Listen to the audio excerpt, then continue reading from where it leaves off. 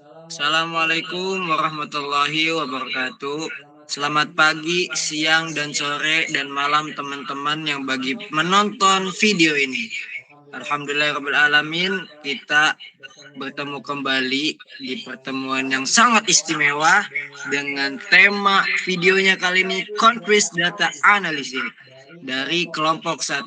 Sebelum kita memasuki materi, kita akan memperkenalkan rekan-rekan terlebih dahulu. Dari saya dulu nih, perkenalkan nama saya Gurhalo Kuswi. Dan mangga selanjutnya diperkenalkan. Perkenalkan, nama saya Michael Andrea Aquino. Perkenalkan, nama saya Bintang Mahardika Bahtiar. Perkenalkan, nama saya Heri Firman Wahyu Hidayat. Perkenalkan, nama saya M. Rafli Saputra. Oke, itu tadilah nama-nama dari yang akan menyampaikan di materi kali ini. Oke, kita langsung saja masuk ke pembahasan yang akan dibahas oleh rekan Michael. Disilakan. Baik, terima kasih ke Mas Guru. Di sini saya akan menjelaskan pada slide 2 tentang latar belakang. Nah, dalam era digital atau namanya era big data, volume data yang besar tidak bisa lagi diproses hanya dengan Python biasa. PySpark hadir sebagai solusi untuk mengelola dan menganalisis data dalam jumlah besar dengan efisiensi tinggi. Proyek ini bertujuan untuk mempelajari dasar-dasar penggunaan PySpark melalui studi kasus countries analysis. Nah, dalam dunia modern, data yang dihasilkan dari berbagai sumber seperti media sosial, transaksi, dan sensor load meningkatkan secara eksponensial. Nah, Python sebagai bahasa pemrograman umumnya sangat bagus untuk analisis data skala kecil. Namun ketika data sudah mencapai skala besar atau terdistribusi, performanya menurun. Nah, PySpark sebagai implementasi Python dari PySpark Apache PySpark memungkinkan pemrosesan data besar secara paralel dari berbagai komputer. Studi kasus countries analysis digunakan untuk memahami bagaimana PySpark membantu dalam memproses, menganalisis dataset dengan secara efisiensi dan cepat. Nah, selanjutnya lanjut ke slide ketiga. Tools yang digunakan pada proyek kali ini adalah Python sebagai bahasa pemrograman utamanya. Yang kedua itu ada PySpark 3.5.1, framework untuk distribusi data, dan ketiga yaitu adalah Jupyter Notebook atau Google Colabs untuk coding interaktif. Nah, kenapa kita menggunakan Python? Karena sintaksnya sederhana, mudah dibaca, dan memiliki library untuk data science. Dan PySpark 3.5.1 adalah framework yang memungkinkan kita untuk melakukan data processing dalam skala besar menggunakan sistem terdistribusi. Dengan PySpark, data bisa diproses lebih cepat karena dijalankan secara paralel dari beberapa node. Nah, Google Colabs dipilih karena mendukung eksekusi kode secara interaktif, mudah dalam visualisasi hasil analisis, serta cocok untuk pembelajaran dan eksperimen data. Segitu saja penjelasan dari saya. Terima kasih. Oke, lanjut slide 2-nya akan dibahas oleh rekan kita. Lanjut, mangga dipersilakan. Oke, selanjutnya di sini saya akan menjelaskan tentang tahapan-tahapan analisis. Nah, yang pertama kita menginstalisasi PySpark. Apa itu? Yaitu proses mengunduh dan memasang library atau kumpulan kode PySpark ke dalam lingkungan komputer. Nah, PySpark itu adalah jembatan yang memungkinkan Anda menggunakan bahasa pemrograman Python untuk memberi perintah kepada Apache Spark atau juga sistem analisis data besar. Nah, kenapa kita menggunakan PySpark? Karena aplikasi ini tuh tanpa instalisasi. komputer Anda tidak tahu apa itu PySpark dan tidak akan mengenali perintah apapun yang Anda tulis. Dan biasanya juga melakukan ini sekali sejak di awal menggunakan perintah seperti pip install PySpark. Dan yang kedua yaitu mengecek versi PySpark.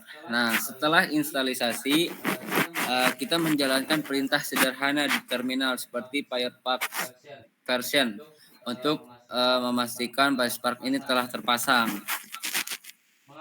Mengapa kita harus mengecek versi PySpark? Karena ini adalah sebuah bagian langkah verifikasi yang penting untuk kompatibilitas untuk mengunduh software tapi filenya korup atau versinya agar kita mengetahui versi PySpark itu berapa.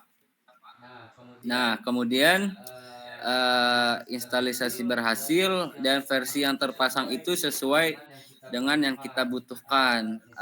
Misalnya itu kompatibel tidak dengan versi Python atau library lainnya. Nah, kemudian yaitu membuat Spark Session. Nah, apa itu Spark Session? Spark Session ini adalah langkah di mana Anda itu menulis kode untuk pertama kalinya. Nah, Spark Session ini sebuah objek dalam kode yang berfungsi sebagai pintu masuk utama. Nah, pintu masuk utama ke semua fungsionalitas Spark. Nah, kenapa kita harus menggunakan Spark Session? Spark Session ini adalah termasuk otak dari aplikasi yang kita buat. Nah, contohnya itu supaya kita mengatur konfigurasi untuk aplikasi, terus mengalokasikan sumber daya di komputer kita jika kita menggunakan sistem yang lebih besar, dan kemudian objek yang kita gunakan itu memberi perintah seperti hey Spark, tolong baca file CSV ini. Nah, itu kenapa kita menggunakan Spark Session. Nah, setelah langkah 1 dan 2 ini selesai, maka langkah ketiga dan seterusnya itu alat kita sudah siap digunakan untuk bekerja. Mungkin itu saja yang bisa saya jelaskan. Slide selanjutnya akan dijelaskan langsung oleh Bintang Mardika. Oke, langsung saja di sini saya akan menjelaskan proses instalasi dan setup PySpark-nya. Pada tahap ini kita melakukan proses instalasi dan inisialisasi PySpark, yaitu library Python yang digunakan untuk pemrosesan data dalam skala besar menggunakan Apache Spark. Pertama kita instalasi PySpark-nya. Baris pertama menggunakan perintah kode sebagaimana kita tampilkan di slide ya. Ini berfungsi untuk menginstal PySpark langsung di lingkungan kerja Python seperti Jupyter Notebook atau Google Colab. Tanda seru menunjukkan bahwa perintah ini dijalankan di terminal, bukan di dalam Python interpreter. Yang kedua, mengecek versi PySpark. Setelah instalasi, kita perlu memastikan PySpark sudah terpasang dengan benar. Nah, kode untuk mengecek versi PySpark ini akan menampilkan versi PySpark yang digunakan. Hal ini penting agar kita tahu kompatibilitasnya dengan Spark cluster yang mungkin digunakan. Yang ketiga, membuat Spark Session-nya. Langkah berikutnya adalah membuat Spark Session, yaitu titik masuk utama untuk menggunakan semua fitur Spark SQL dan data frame. Di sini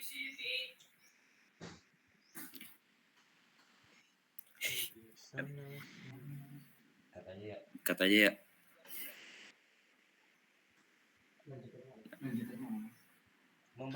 Memberi nama proyek atau analisis kita, sedangkan akan membuat sesi baru atau menggunakan yang sudah ada. Ketika Spark Session berhasil dibuat, berarti kita sudah siap melakukan analisis data menggunakan PySpark. Jadi tahap proses ini berfokus pada persiapan lingkungan PySpark mulai dari instalasi, pengecekan versi, hingga pembuatan sesi Spark.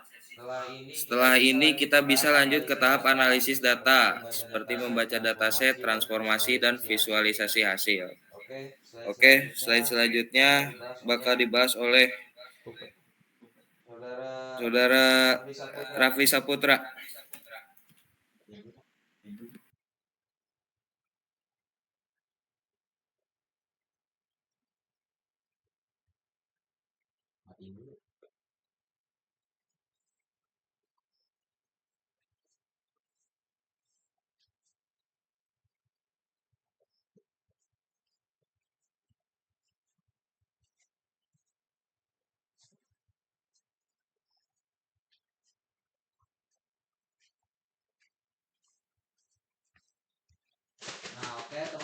Oke teman-teman, jadi untuk sistem outputnya kita langsung implementasikan ke dalam Google Colabs ya.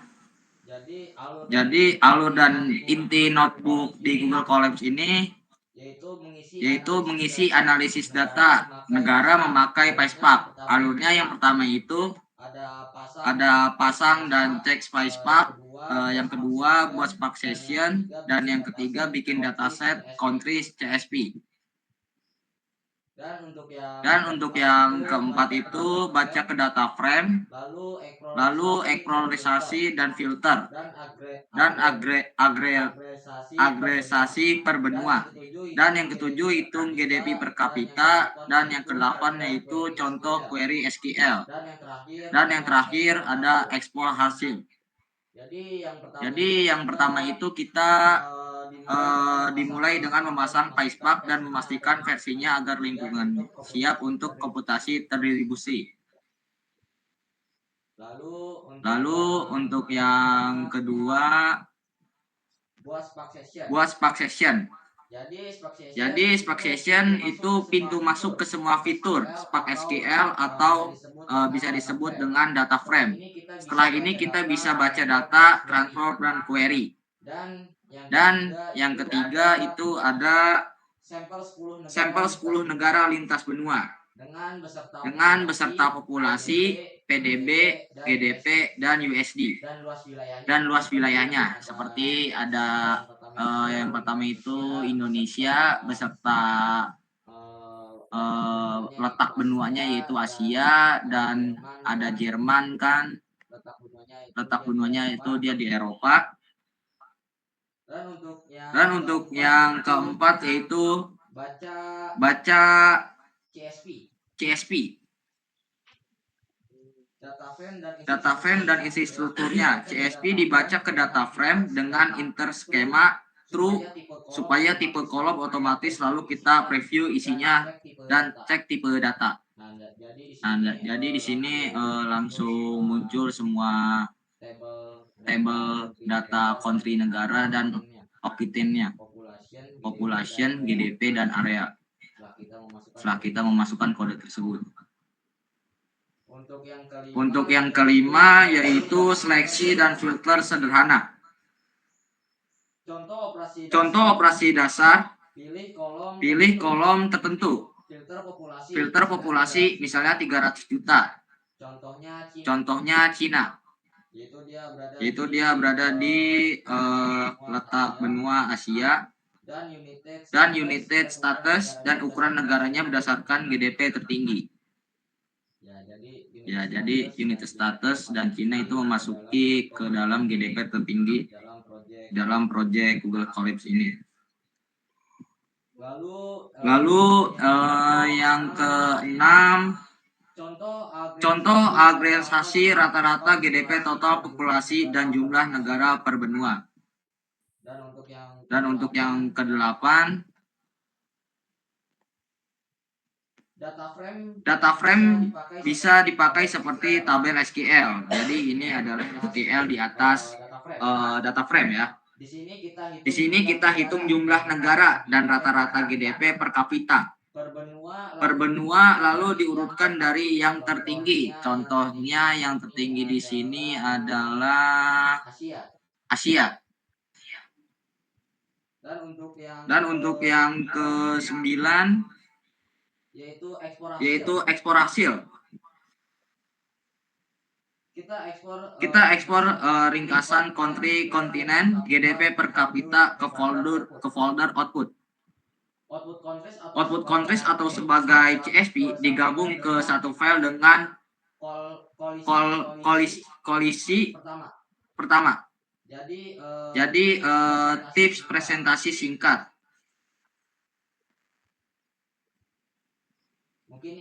Mungkin ini saja yang bisa saya sampaikan.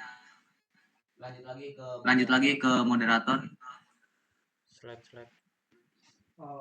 Oke, baik, terima kasih. Wah, sangat jelas dan lengkap mungkin menurut saya. Dari materinya, dari proses, hasil output, serta latar belakang juga. Nah, mungkin kita tutup sebelum mengakhiri pertemuan video kali ini, kita tutup dengan kesimpulannya ya.